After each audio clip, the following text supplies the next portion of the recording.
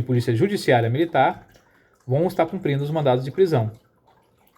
Ela vai também representar as autoridades judiciárias militares acerca da prisão preventiva e da insanidade mental do indiciado. Ela vai cumprir as determinações da Justiça Militar relativa aos presos sob sua guarda, né? Então, os presos que estiverem sob a sua guarda e responsabilidade, né, ela vai cumprir todas as determinações que a Justiça Militar pedir e solicitar a ela. Ela também vai solicitar informações e medidas que julgar úteis à elucidação de infrações penais, vai requisitar da Polícia Civil, né, e de outras repartições as pesquisas e exames que foram necessários ao subsídio do inquérito policial militar, e também vai atender, né, a pedido de apresentação de militar ou funcionário de repartição militar à autoridade civil competente. Né? Então, um exemplo disso é quando os fóruns, né, enviam um ofício pedindo, né, para que um militar compareça, né, à audiência. Então, eles têm que atender esse pedido. Né? Eles têm que liberar o militar para que vá a essa audiência. Então, também é a função deles, né, fazer essa liberação, atender o pedido. Beleza? Então, essas são as competências da Polícia Judiciária Militar. É importante que você tenha conhecimento delas. Não necessariamente você vai gravar, não necessariamente você vai decorar, né, todas elas. Mas é importante que você saiba, tenha lido, né, ouvido, né, e saiba, porque na hora da prova você vai lembrar. Ah, isso aqui tinha lá. Ah, isso aqui não tinha. Isso aqui tinha. Então, isso que eles vão querer cobrar de você. Se você leu ou não. Se você sabe ou não. Beleza? Vamos entrar aqui no flagrante delito. A lei, ela caracteriza o flagrante delito em 4 situações. Nós vimos também, né, no Código Penal, assim como no Código Penal Processual Militar, né, ele fala que o delito ele ocorre em 4 situações. A primeira, que vem a ser flagrante delito, é quando o sujeito está cometendo o crime. Quando ele foi pego no ato do crime. Então, se ele foi pego cometendo o crime, com a mão na massa, vamos botar assim, ele está em flagrante delito. A segunda situação é quando ele acaba de cometê-lo. Então, ele cometeu o crime, já terminou aqui, já acabou de cometer o crime e foi capturado. Então, ele ainda assim está em flagrante delito. A terceira situação é quando ele é perseguido após cometer o crime. Né? Ele foi perseguido após cometer o crime. A polícia foi atrás dele, né? Ele conseguiu fugir, mas a polícia continuou, né, ao seu encalço, numa perseguição constante, né? Não teve um lapso de tempo aí nessa perseguição e conseguiu pegar o cara. Beleza, flagrante delito. E a quarta hipótese é quando ele foi encontrado com alguns instrumentos e objetos, né, que façam presumir que ele seja o autor do crime. Então, um crime aconteceu. E aí não se sabe quem foi. Mas a polícia fazendo buscas na região, né, encontrou um cidadão com objetos. E aí, através desses objetos, né, fica caracterizado, presume-se que ele seja o autor daquele crime. Então, também é considerado, né, flagrante delito. Então, nessas 4 hipóteses, flagrante delito ele é considerado quando está cometendo o crime, quando acaba de cometer o crime, quando ele foi perseguido logo após o fato e quando ele é encontrado logo depois com instrumentos que presumem ele ser o autor do crime. Essas 4 condições é flagrante delito. Vamos lá. Vamos falar aqui agora sobre o auto de prisão em flagrante. O auto de prisão em flagrante, né, assim como o auto de prisão em flagrante e o inquérito policial militar, eles são peças inquisitórias do processo penal militar.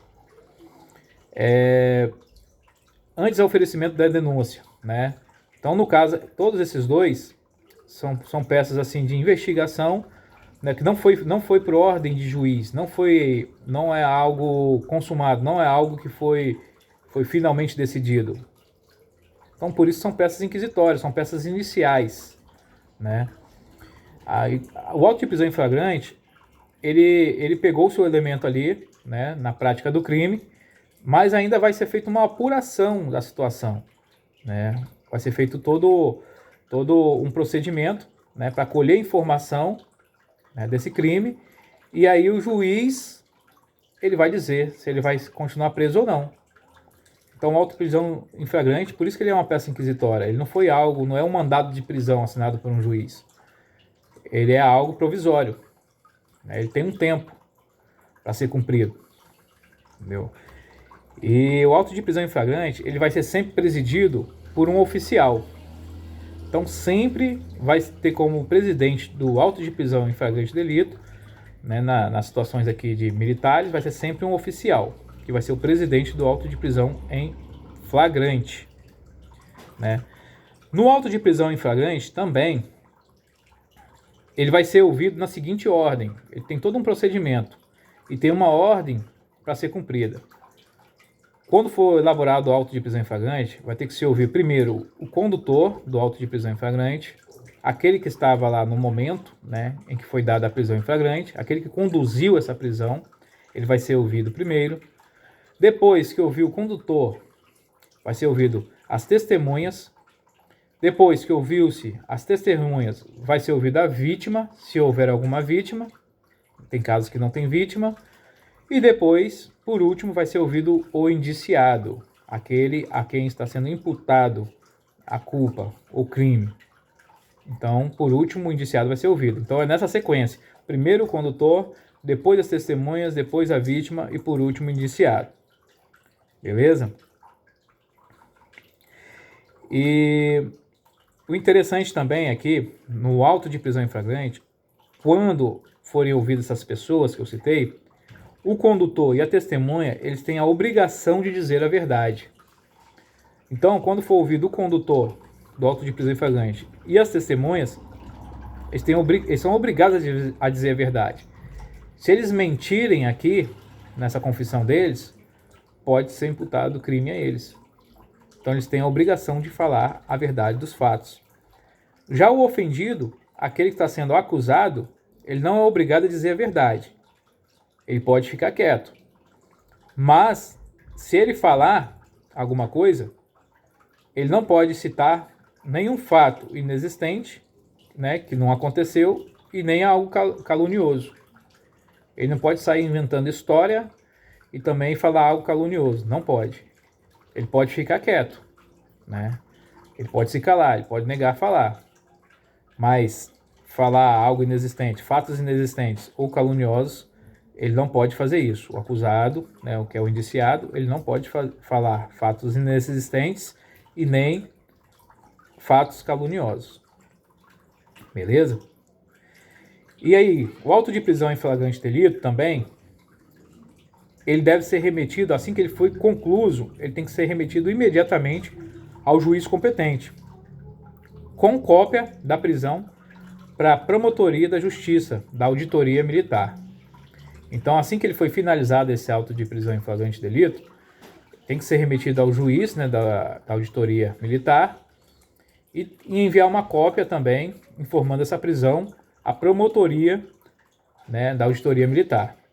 Então, tem que ser informado esses órgãos. Ao juiz tem que ser imediatamente. E a promotoria em 24 horas. E também, em 24 horas após a prisão, tem que ser elaborada e confeccionada a nota de culpa. Então, o militar que foi preso, ele recebe a nota de culpa dele em até 24 horas. No máximo, 24 horas. Beleza? E qual vai ser o local que vai ser conduzido para ser feito esse auto de prisão em flagrante, onde vai ocorrer todas essas diligências? Qual vai ser o local que vai ser conduzido? Se for, né, um crime que foi feito em flagrante, igual nós estamos falando aqui, ele vai se pegar esse militar e vai levar ele, se for aqui na Grande Vitória, ele vai ser conduzido para a corregedoria, né? E a corregedoria vai tomar parte de todos esses procedimentos aqui. E se for algo que aconteceu no interior, né, o oficial de dia, ou o oficial que tiver de serviço na unidade, é o que vai fazer todo esse procedimento. Então ele vai ser levado para a unidade do interior, para ser feito todo esse procedimento aqui, de auto de prisão em flagrante, ser ouvido todo mundo. Agora, se for aqui na Grande Vitória, ao ser dado voz de prisão para ele vai ser conduzido para a corregedoria e lá vai ser dado início a todo o procedimento. Então essa parte de auto de prisão em flagrante é isso. O presidente sempre vai ser um oficial. E a ordem em que vai ser ouvida as pessoas vai ser primeiro o condutor, depois testemunha, terceiro vítima e quarto indiciado. Tem que ser enviado imediatamente ao juiz competente, o auto de prisão em flagrante, assim que for finalizado, e também enviado uma cópia para a promotoria, da Justiça Militar, Auditoria Militar. Beleza? Frisar isso daí, que costuma cair em uma questão ou outra, costuma cair em prova cobrando alguma coisa nesse sentido. Colocando que o presidente pode ser um praça, presidente de auto de prisão em flagrante. Então você sabe que o presidente é somente um oficial, ficar atento a isso aí. Vamos lá, vamos falar um pouco sobre IPM. IPM é um inquérito policial militar. O que o IPM ele é? Ele é uma apuração sumária, né, dos fatos. Então, sempre que um fato for configurado como crime militar, tem que ser aberto um IPM para se investigar. O IPM ele não está colocando culpa em ninguém. Ele não coloca alguém como culpado, ele não está acusando ninguém de crime. Ele só está colhendo informações e provas. Para quê? Para quê? Para caracterizar o crime e para também identificar a sua autoria. Assim que ele acolher essas informações, aí sim vai ser enviado, né, a promotoria, né, e a promotoria vai enviar ao Ministério Público. Né, o Ministério Público lá vai aceitar ou não a denúncia. Entendeu? O promotor lá do Ministério Público, né, que vai aceitar ou não essa denúncia. Né? E se ele achar pertinente, ele aceita e já envia para o juiz. Se ele achar que está faltando alguma coisa, ele manda de volta, né, esse processo e manda fazer novas diligências, alguma coisa nesse sentido. Então, o comando ele tomou uma ciência de um fato delituoso. O corregedor vai analisar, através de portaria, o corregedor vai delegar essas funções para alguém investigar, né, para algum oficial investigar. O oficial ele vai investigar, vai apurar, vai fazer seu relatório, vai mandar de volta para a corregedoria vai dar uma solução, que vai mandar para a auditoria militar, né, para o juiz auditor, e aí sim vai mandar para o Ministério Público que vai oferecer a denúncia ou não. Então é esse aí que é o trâmite todinho. Vamos lá, o inquérito policial militar, ele é uma instrução provisória, né, como eu disse, ele não coloca culpa também em ninguém, ele só está investigando, colhendo dados, né?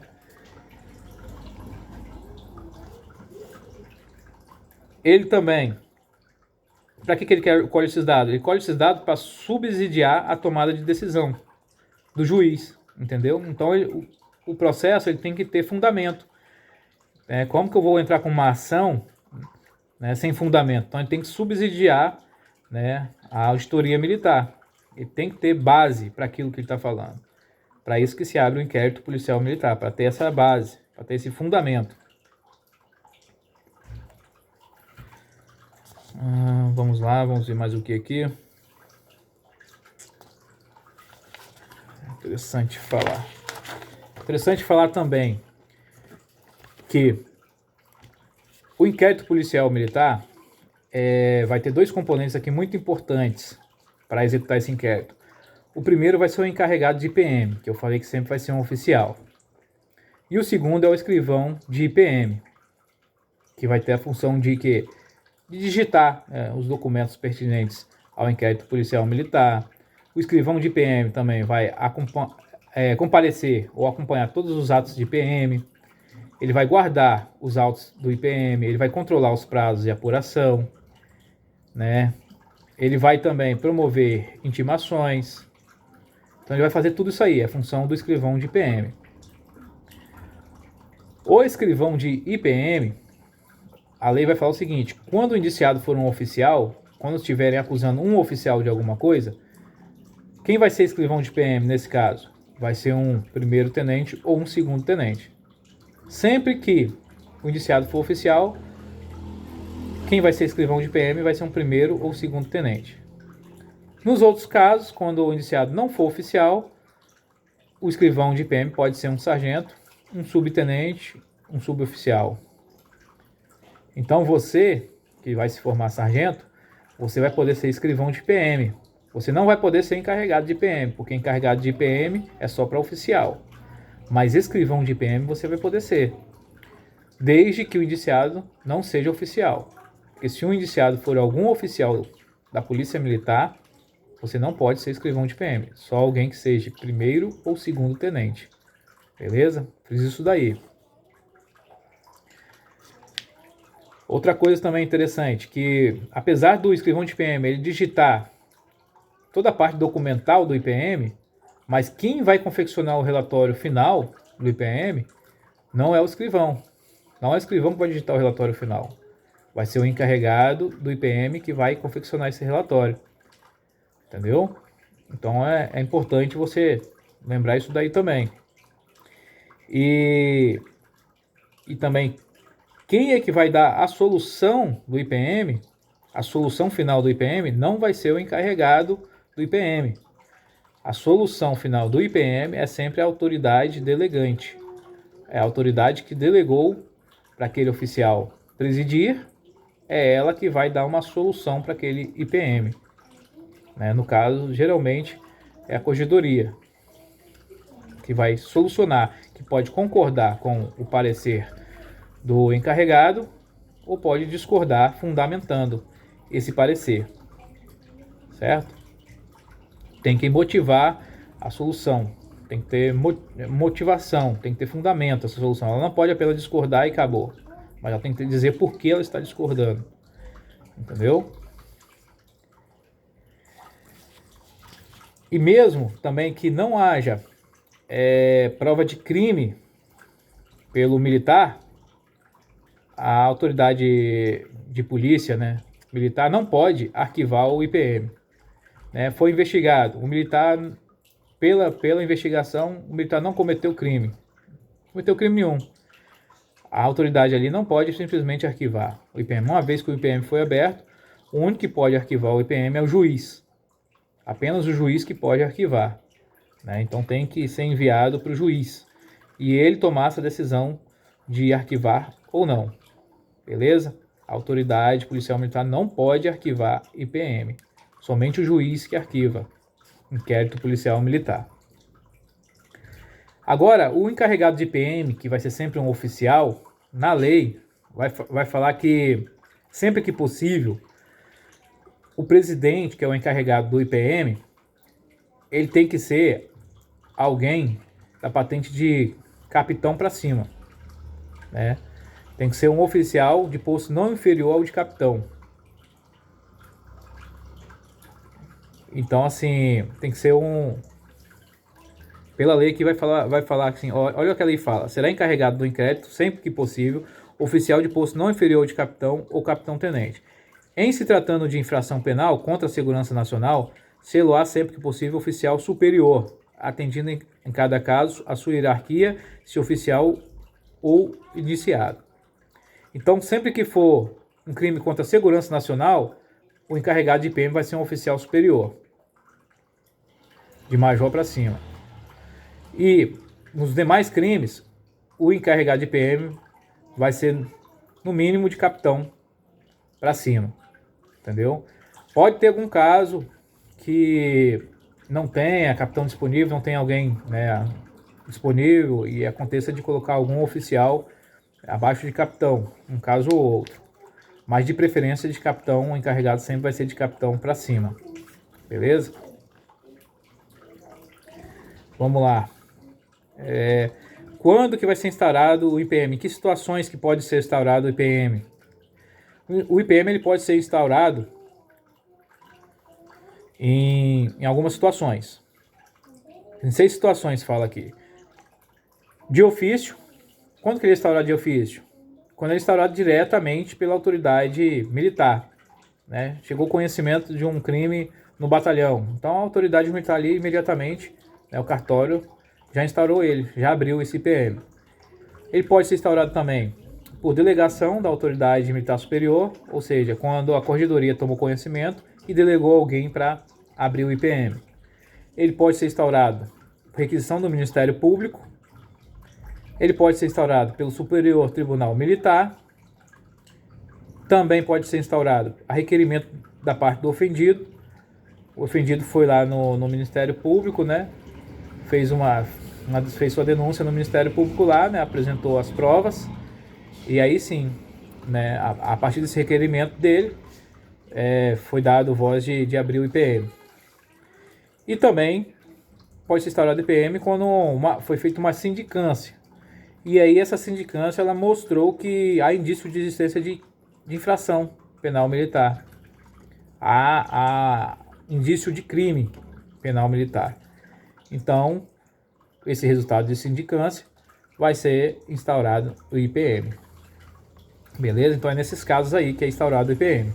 De ofício, determinação de autoridade militar superior, requisição do Ministério Público, através do Supremo Tribunal Militar, Superior Tribunal Militar, a requerimento da parte do ofendido e quando for resultado de sindicância que resulta prática de crime, beleza?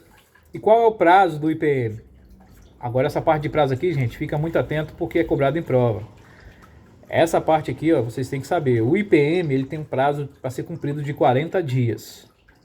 Então o prazo do IPM é 40 dias a contar da instauração, né? Quando teve a portaria delegante. Então instaurou o IPM, delegou o oficial, é contado um prazo de 40 dias. Só que esse prazo ele é prorrogável por uma vez só. Só que é uma vez de 20 dias. Então o IPM ele tem um prazo de 40 dias e pode ser prorrogado por mais 20. Certo? Não confundir isso aí. É 40 dias mais 20. Isso quando o indiciado estiver solto. Então esse prazo normalmente ele é exigido quando o indiciado estiver solto. Quando ele estiver preso, o prazo muda. O indiciado está preso, o prazo do IPM é de 20 dias. 20 dias e improrrogável. Não se prorroga mais. Então o encarregado tem 20 dias para cumprir todo o processo do IPM quando o indiciado estiver preso. Improrrogável, beleza? Prestar atenção nisso daí, que isso aqui cai em prova, hein? Vamos ver mais lá. Características do IPM. O IPM, ele tem algumas características que foi citado lá na apostila pra gente. Ele é sigiloso, né? O que quer dizer sigiloso? Não vai publicar ele, não vai sair publicando, né, todas as fases do IPM, não vai sair publicando, espalhando ele em boletim, nem nada. Até mesmo porque como ele não está acusando ninguém de nada, ele está colhendo informações para não expor a honra e nem a imagem do militar que está sendo indiciado. Então ele é sigiloso, né? As informações dele são guardadas, né? As pessoas que fazem parte desse PM não podem sair falando, espalhando, né, contando para todo mundo, né, para não expor ninguém. Mas apesar dele ser sigiloso, não quer dizer que essa informação tem que ser restrita somente as partes que compõem o IPM das pessoas, não. Mas o advogado do que está sendo indiciado, ele pode ter acesso. Na verdade, ele tem que ter acesso a esse IPM, entendeu? Então, o encarregado do processo vai deixar com que o advogado do indiciado tenha acesso a esse IPM. Mas não necessariamente ele tem que ter acesso a tudo, né? Porque se há alguma investigação em andamento que não foi ainda, as provas não foram lançadas nos autos do IPM, e são provas importantes, eles podem restringir o acesso do advogado a essas provas, né? Deixar que o advogado tenha acesso somente às provas que já foram lançadas nos autos, mas as provas que ainda não foram lançadas, né, que estão obtidas ainda na investigação em andamento, eles podem recusar que o advogado tenha acesso a essas provas. Então o advogado ele tem acesso ao IPM, mas não necessariamente a tudo que faz parte do IPM, entendeu? Então vale ao encarregado, né, saber ter equilíbrio nessa hora, né, e dizer o que o advogado vai poder ter acesso e o que não vai poder, entendeu? Mas o IPM, então, ele é sigiloso, para não expor nem denegrir a imagem de ninguém. A segunda característica é que ele é escrito, né? Ele não pode ser verbalmente feito, apenas verbal, ele tem que ser confeccionado em papel, escrito, né? A terceira característica é que ele é inquisitivo. O que é inquisitivo? Ele não está culpando ninguém de nada, né?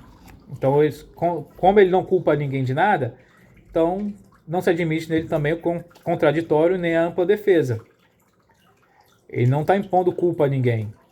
Ele só está acolhendo informações, né?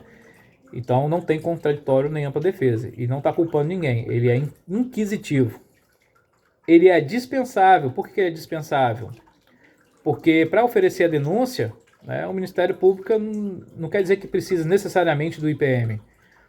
Né? Ah, não, eu só tenho que ter o IPM para oferecer a denúncia. Não. A lei fala que se tiver algum outro material de prova contundente, né, o IPM pode ser descartado e a denúncia vai ser oferecida com base nesse outro material. Exemplo disso é gravações de vídeo, né, algo que realmente comprove a autoria e a materialidade do fato. Aí é feita denúncia com base nesse outro material, não necessariamente no IPM. Então o IPM ele é dispensável. Ele é dispensável para o oferecimento da denúncia. Então por isso que a característica dele é dispensável. Ele é importante, mas ele pode ser dispensado se tiver outros meios que provem autoria e materialidade. Ele é também indisponível. Ele é indisponível, né?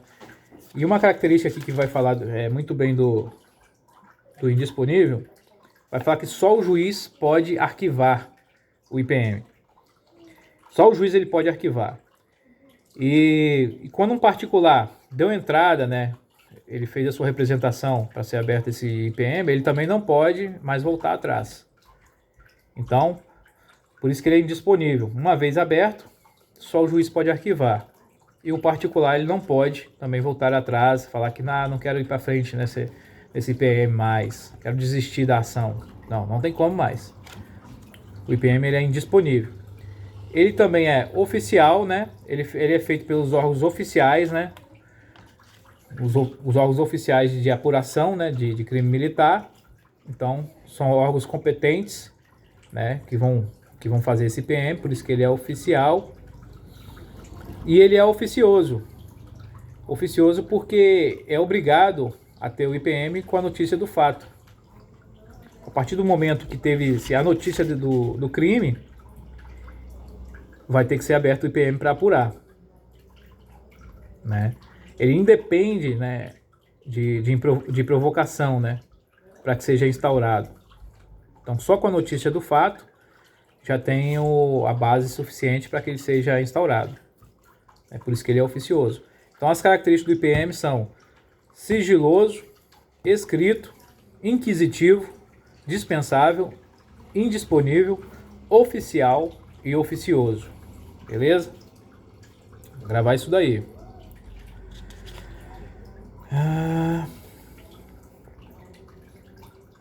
Lembrar também que as penas do Código Penal Militar não existe previsão de penas restritivas de direito e nem de multa. O Código Penal Militar ele só tem as penas privativas de liberdade e algumas outras. Mas as penas, né, que é restritiva de direito e multa, que é previsto no Código Penal, não tem, né, no Código Penal Militar. Então, se cair lá na prova, Código Penal Militar fazem parte as penas restritivas de direito e as penas de multa. Tá errado. Tá? Não existe no Código Penal Militar as penas restritivas de direito e nem pena de multa. Beleza? Quais são as penas que tem, principais, que tem aqui no Código Penal Militar? Tem a pena de reclusão, detenção, prisão, impedimento, suspensão do exercício do posto de graduação, a pena de reforma E também tem a pena de morte, né, em caso de guerra. Então são essas as penas aqui. E você precisa, essa aqui você precisa decorar. Quais são as penas principais do Código Penal Militar. Você faz uma mnemônica aí para você decorar. Vê a melhor que você acha, né, e faça. Então as penas principais são a pena de morte, quando for em casos de guerra, né, se permite pena de morte, pena de reclusão, detenção, prisão, impedimento, suspensão do exercício do posto, graduação, cargo, função e reforma. Vamos lá. Competência da Justiça Militar Estadual. Isso aqui eu já falei. Sobre a Justiça Militar Estadual eu já falei com vocês. Só lembrando que a Justiça Militar Estadual, ela não tem competência para julgar civis, ela julga apenas os militares, tá? A competência para julgar civis é da Justiça Comum, a Justiça Comum que vai julgar os civis, né? Então a Justiça Militar Estadual vai julgar os militares, beleza? E competência do juiz de direito. O juiz de direito ele vai processar e julgar singularmente os crimes militares cometidos contra civis e as ações judiciais contra os atos disciplinares militares. Então o juiz de direito ele vai julgar quem? Os crimes militares contra civis e as ações judiciais contra atos disciplinares militares. Porém, tem uma hipótese aí que não vai ser competência do juiz de direito da Justiça Militar Estadual, que é nos casos em que o crime ele foi doloso contra a vida de civil. Crime doloso contra a vida de civil não vai ser competência do juiz de direito da Justiça Militar Estadual, beleza, gente?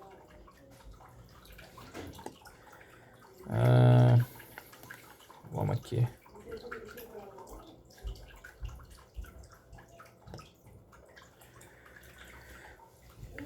Fazem parte aqui dos conselhos de justiça. Tem dois tipos de conselho de justiça, que são os conselhos que vão julgar os militares. Os conselhos de justiça eles vão se dividir em conselho permanente de justiça, que é o conselho que vai julgar os praças, conselho permanente de justiça julga praça, e conselho especial de justiça, que vai julgar os oficiais. Então são esses dois tipos de conselho que existem. Isso aqui costuma cobrar em prova. Quais são os conselhos de justiça? Conselho permanente de justiça julga praça. Permanente, ó, P, praça. Conselho especial de justiça. Especial julga oficial. Beleza? E esses conselhos são formados por 5 julgadores. Dentre esses 5, 4 são oficiais, né? E 1 é juiz auditor civil. Então é formado por 5 pessoas esse conselho. Dessas 5, 4 são oficiais